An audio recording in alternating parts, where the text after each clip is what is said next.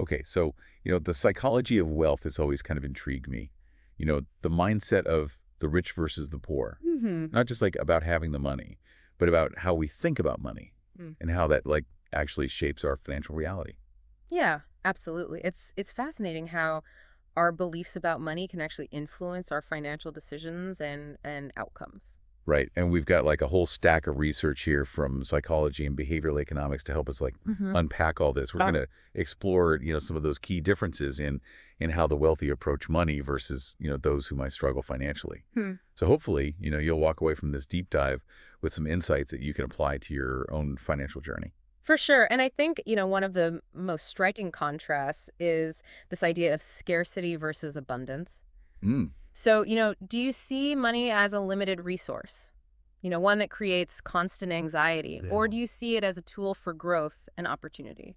I know I've definitely fallen into that scarcity trap before, like just always feeling like there's never enough.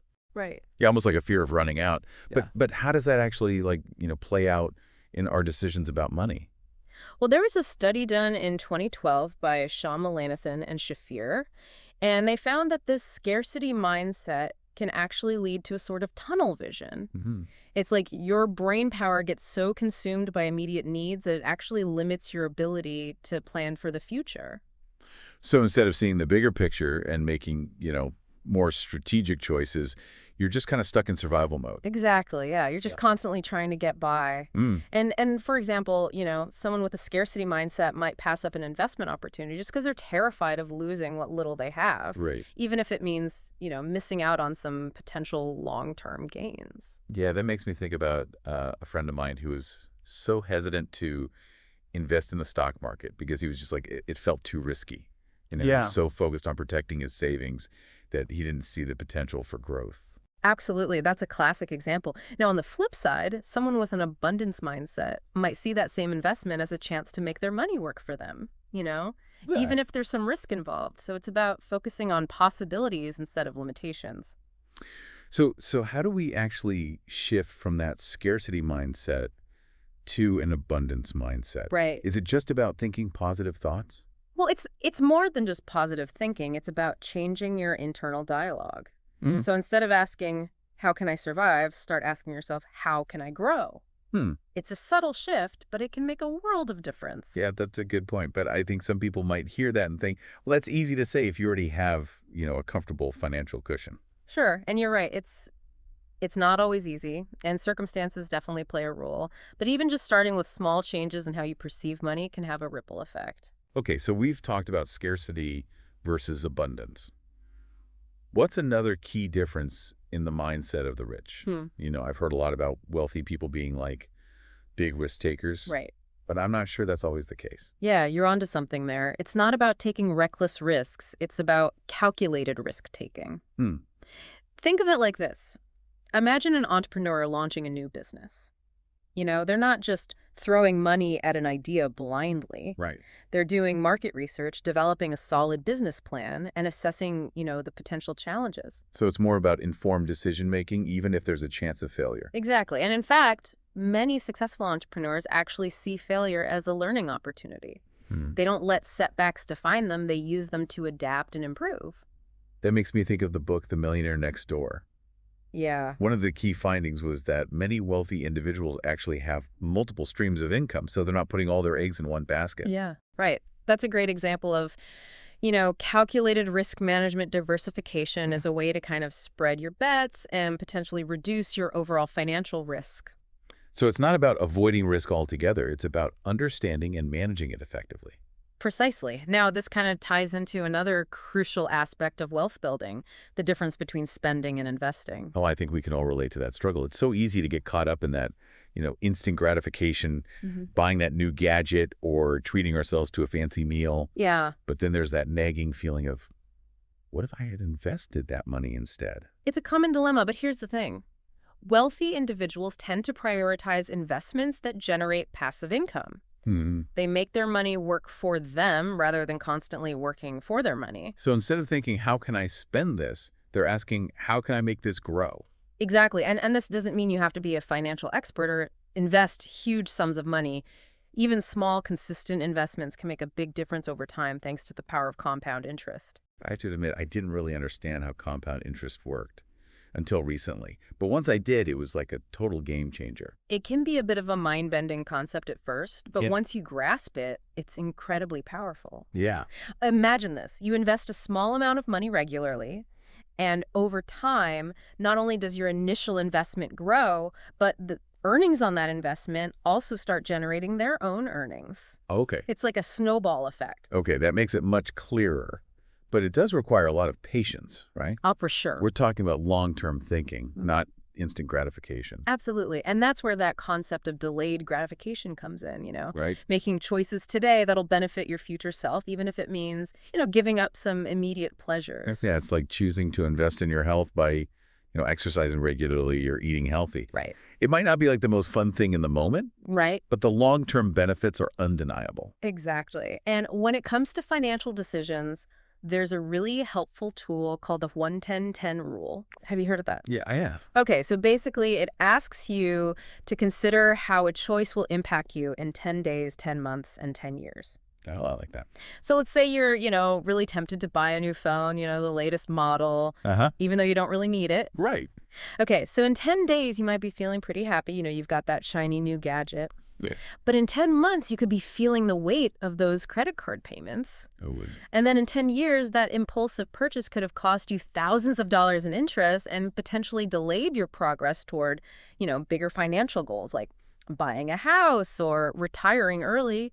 it's a really good point. I think a lot of people don't think about that. Yeah, it's about thinking long term. Yeah. So we've talked about the importance of long-term thinking and delayed gratification.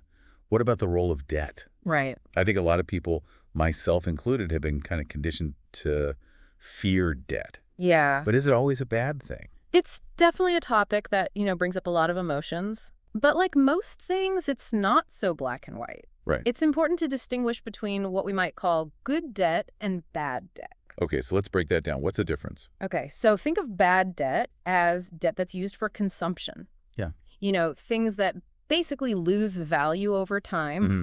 That could be, using credit cards to buy clothes or gadgets or taking out a loan for a lavish vacation. Right. You're essentially borrowing money to fund a lifestyle you can't really afford. Got it. And then there's good debt, which is typically used to invest in assets that, have the potential to increase in value or generate income. Okay. So this could be like a mortgage on a property that you expect to go up in value, or a student loan for an education that will lead to a higher paying career, Right. or even a business loan to start a company that you believe will be profitable. So it's not about avoiding debt altogether, but rather using it wisely to build wealth and create opportunities. That's the key takeaway. And this ties back to, the idea of mindset. Someone with that scarcity mindset might be so afraid of debt that they actually miss out on opportunities to invest in their future. That's a really good point. Fear can really hold us back from taking those calculated risks that could ultimately improve our financial situation. Absolutely. And that brings us to, another critical component of a wealth-building mindset, financial education. Yeah, I used to feel so intimidated by anything related to finance. Uh-huh. It felt like a foreign language to me. Right. But once I started learning even just the basics, Yeah. it was like this whole new world opened up. I can relate to that. It's easy to feel overwhelmed, but even just starting with the fundamentals can make a huge difference. So where do you even begin? Right. There's so much information out there. Yeah. It's hard to know where to start. You're right. It can definitely feel like information overload. Yeah. I think a great starting point is to just pick one area that you're curious about and kind of dive in. Okay. Maybe it's learning how to create a budget or understanding different types of investments. Or even just, reading a book about personal finance. Speaking of books, I remember when I first read Rich Dad, Poor Dad by Robert Kiyosaki. Yeah.